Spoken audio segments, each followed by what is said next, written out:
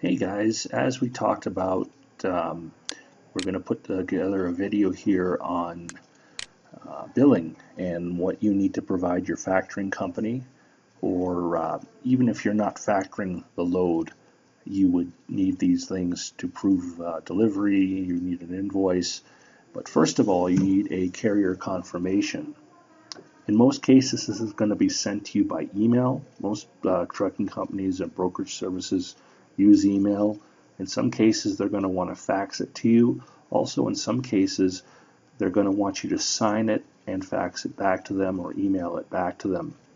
After you build a relationship with these companies, they're not going to need you to sign and send back. They know they can trust you, and that an email back saying, I got the confirmation, thank you, we'll be there tomorrow morning, whatever time, to pick up the load.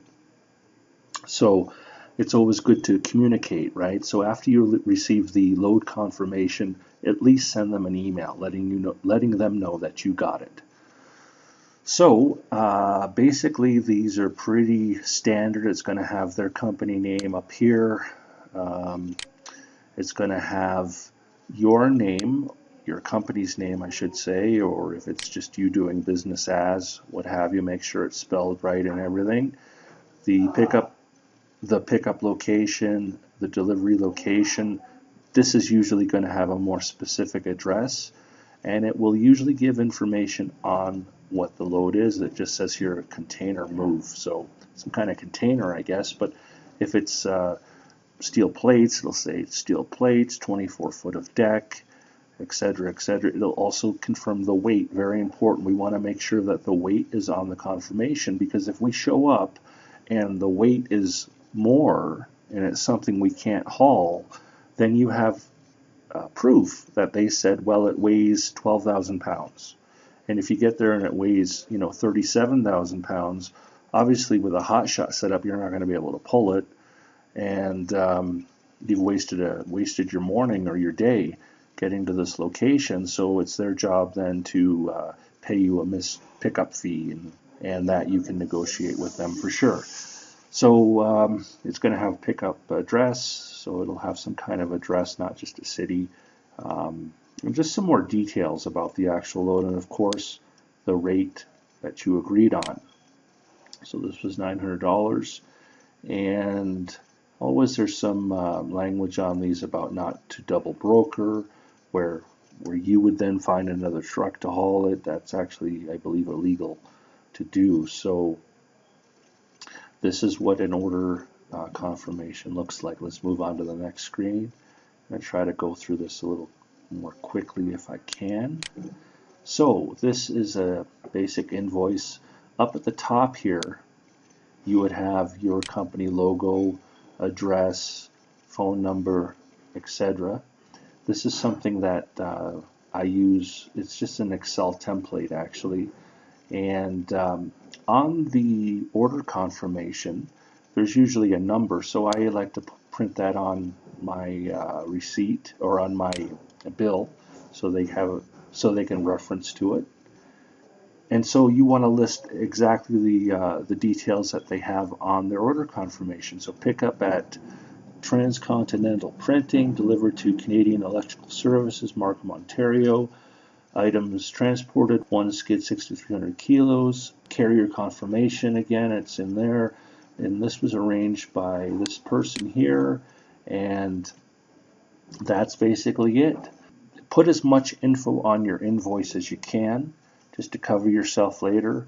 And that's what you're billing for. That's what you got sent to pick up. And you want to get as much info out of these brokers as you can before you get there, to make sure they know what equipment. Now, obviously, we're going to be sending them our carrier pack in advance that we talked about in the other videos. So they're going to know what equipment you have. So if you show up, for example, to pick this up, and they say, well, we want you to back into a dock, and you say, well, my trailer is 3 feet high, my trailer's not dock height, then it's on the broker, the people that booked you. It's their problem, because they know what you have, and it's their job then to pay you some kind of missed pickup fee, which is usually a couple $100 or something, that depending on where you're going and what have you, of course. But if it's a local pickup, definitely got to pay you for your time because they sent the wrong kind of equipment. And then, let's see what we got. This is a standard bill of lading. They're going to give you, usually when you pick the stuff up, some kind of documentation. It's usually a bill of lading. It's typed out. And then, like I keep saying over and over again, you want to have your own. And you can buy these at like Business Depot, Staples, whatever, any kind of business store. And they're just blank forms. They kind of look like this. And what you want to do is go through and fill everything out. An even cooler trick is to have one digital that you can fill out and then print somehow. If you can have a little printer along with you in your rig, and then it's just a lot neater and tidier. But filling them out by hand is fine, and they come with like that carbon copy sheet. So what you do is you fill it all out when you arrive there. You're sitting in your truck, fill it out. Basically the same information, where it's coming from, where it's going to, and then when you arrive with the goods and it's delivered, everything is satisfied, then have them sign your copy as well as the copy that, and of course the copy that the shipper gave you. Then you have 2 signed bills of lading, and you have double proof. Again, guys, remember to mark all this stuff down in your inspection reports as well. So I just said have your own bill of lading, very important.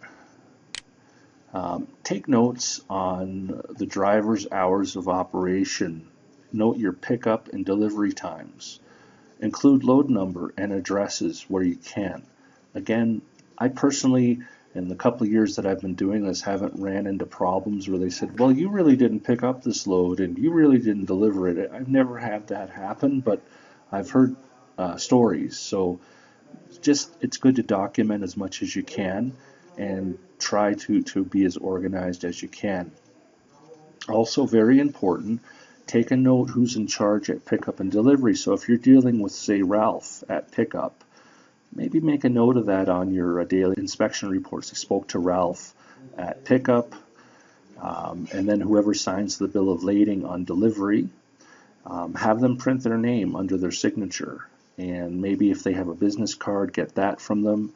And it's just extra proof again that, if something happened, because some of these factories that you're going to, remember, are very busy places, right? They've got forklifts running around and all kinds of crazy stuff going on. And if something happens after you leave, say the stuff got stolen, they say, well, we never received it. Well, you want to have as much evidence as you can to say, well, no, I was there and I spoke to Rick, and here's his business card, and here's my daily inspection, here's the 2 signed bill of lading. And of course, we want to have our photos that I keep mentioning, photos on pickup, photos on delivery. And the photos on delivery, I would take the photos while the stuff's still on your trailer, but with the straps off, and then they can see that there's been no damage to it. It looks exactly the same as where you left. And these photos, of course, you could save them, email them to yourself, put the load number, put your invoice number or something as the subject line of the email, and then you'll always have it. So it's just really good to be organized, and there is a bit of paperwork to this business, but if you operate, like I said, with a small laptop with you and stuff like that, you can do a lot of this stuff digitally, have a smartphone that can take photos and video. And it's always a good idea to have that, and just protects you and your business in case who knows what could come up down the road. So that's it for this video. I hope you found it helpful. I know that it's pretty basic stuff, but if you've never been through this and you're just getting started, this is exactly what you're going to need to do, because this is what it's all about. Just a quick note, before you pick up any load, make sure you have the order confirmation by fax or email.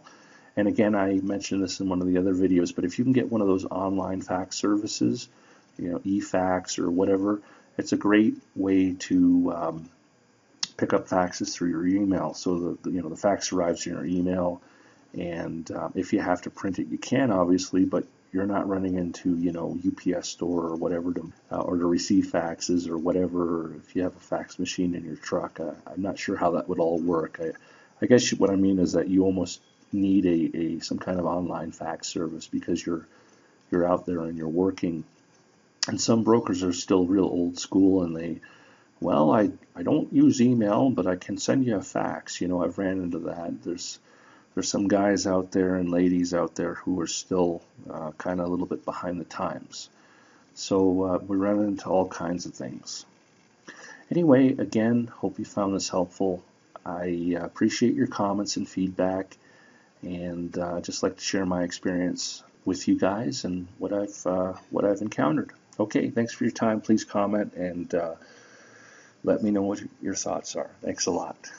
See you in the next video, guys. Bye.